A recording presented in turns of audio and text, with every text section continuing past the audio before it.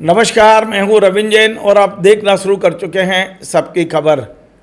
क्या नीट की तरह ही बिट्स पिलानी का जो टेस्ट होता है, एग्ज़ाम टेस्ट, उसका भी पेपर लीक हो चुका है? क्योंकि ये टेस्ट होना है 25-26 में, लेकिन खबर ये आ रही है कि कुछ दलाल इसमें भी सक्रिय हो गए हैं और 25-25 लाख रुपए में बिट्स में सीट दिलाने का दावे किए जा रहे हैं। आज मैं क्लियर कर दूं कि ये जो पूरी खबर है ये सूत्रों के आधार पर है और जो शिकायतें हो रही है उसके आधार पर है। मेरे पास इस संबंध में कोई ठोस प्रमाण नहीं है, इसलिए जो दर्शक हैं वो चाहे तो भरोसा करें और चाहे तो भरोसा ना करें। लेकिन मैं सबसे पहले बता दूं कि आज सुबह जब मैं अपने ऑफिस पहुंचा तो मुझे सबसे पहले एक फ़ोन आया है और ये फ़ोन नंबर था 7985080085।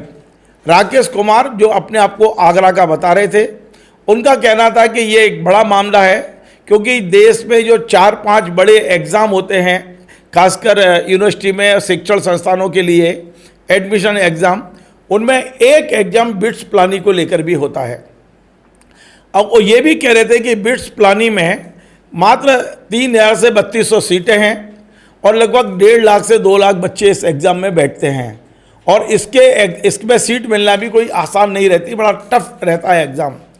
अब इन सज्जन का कहना था कि 2 लोग हैं, एक का नाम इन्होंने ऋषभ बताया है और दूसरे का राजन बताया है। इनका कहना है कि ये 2 लोग मिलकर पूरा पेपर लीक कर चुके हैं और ये 25-25 लाख रुपए में ठेके ले रहे हैं यहाँ सीट दिलाने के। इन्होंने राजस्थान क्राइम ब्रांच को भी शिकायत भेजी है और उसकी कॉपी भी मुझे मेल की है। महेश बाबू के नाम से मेरे पास में मेल आए हैं। ये मेल इन्होंने देश के शिक्षा मंत्री को भेजे हैं, इन्होंने डीन पिलानी को भेजे हैं और इनने जो दावा किया है वो भी मैं आपको बता दूं। इनका दावा है कि 4-5 सेंटर, खासकर धनबाद, कोल्हापुर, जोधपुर, एर्नाकुलम, कोलंब और मोहाली, इन सेंटरों पर धांधली होने की संभावना है क्योंकि ये कंप्यूटर बेस्ड टेस्ट होता है और यहाँ का दावा किया गया है। इनका ये भी कहना है कि जो राजन हैं, जिनका मोबाइल नंबर भी मुझे दिया गया है, जो इस पर पूरी दलाली कर रहे हैं, और राजन का एड्रेस इन्होंने नोएडा का बताया है। मैं जानबूझ के उनका मोबाइल नहीं दे रहा हूँ। और एक ऋषभ हैं, उनका भी मोबाइल नंबर दिया है इन्होंने और इनका कहना है कि ये दोनों मिलकर पूरी दलाली कर रहे हैं, पैसे बुक कर रहे हैं और पिलानी में सीटें बेच रहे हैं। खबर बनाने का उद्देश्य हमें पिलानी की प्रतिष्ठा को बढ़ाना है, कम करना नहीं है। पिलानी की प्रतिष्ठा देश में है, इसमें कोई दो राय नहीं है।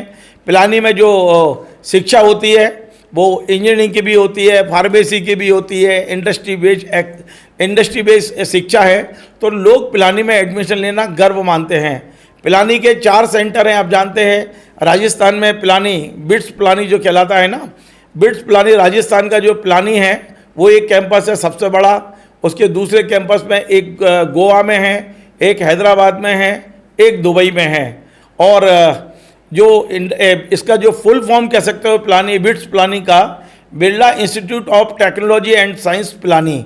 अब पिलानी क्या है? पिलानी राजस्थान का वो कस्बा है जहाँ बिरला परिवार जहाँ से निकला है, जो उनका गांव रहा है, बाद में वो कस्बा हुआ है और पिलानी में उन्होंने शिक्षा की। आपने देखा कि बिरला जो हमारे उद्योगपति थे, उन्होंने मंदिर भी बनवाए, धर्मशालाएँ भी बनवाई और शिक्षण संस्थान भी बनवाए।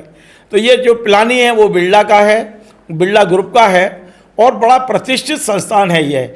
यहाँ इंडस्ट्री बेस्ड एजुकेशन दिया जाता है, तो निश्चित तौर पर यहाँ एडमिशन के लिए लाइन लगती है। लेकिन यदि ये खबर सत्य है, मैं बिल्कुल भी बार बार कहूँगा कि इसका कोई प्रमाण मेरे पास नहीं है, ये शिकायतें हुई हैं, उसके आधार पर मैं आपको खबर दे रहा हूँ।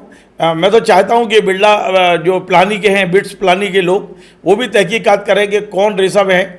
यदि आप मुझे फ़ोन करेंगे या मुझे संपर्क करेंगे तो मैं आपको वो मोबाइल नंबर दे सकता हूं जो शिकायत में मुझे मिले हैं, ऋषभ और राजन के मोबाइल नंबर। सार्वजनिक करने में मैं असमर्थ हूं, लेकिन मुझे एक मेल भी आया है और ये मेल आया है mb774318@gmail.com से, यानी महेश बाबू के नाम से मेल आया है और उन्होंने ये पूरी कहानी बताई है कि किस तरह से ये पूरे पेपर आउट हो चुके हैं, लीक हो चुके हैं। अब ये एग्ज़ाम तो 26-27 को होने हैं अभी आज से 2-3 दिन बाद, लेकिन इसके पहले ही ये खबर मुझे भेजी गई है।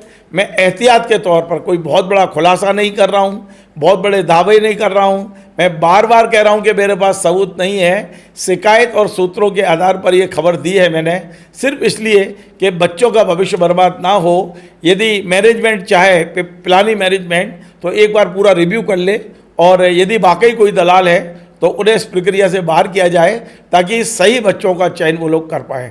नमस्कार।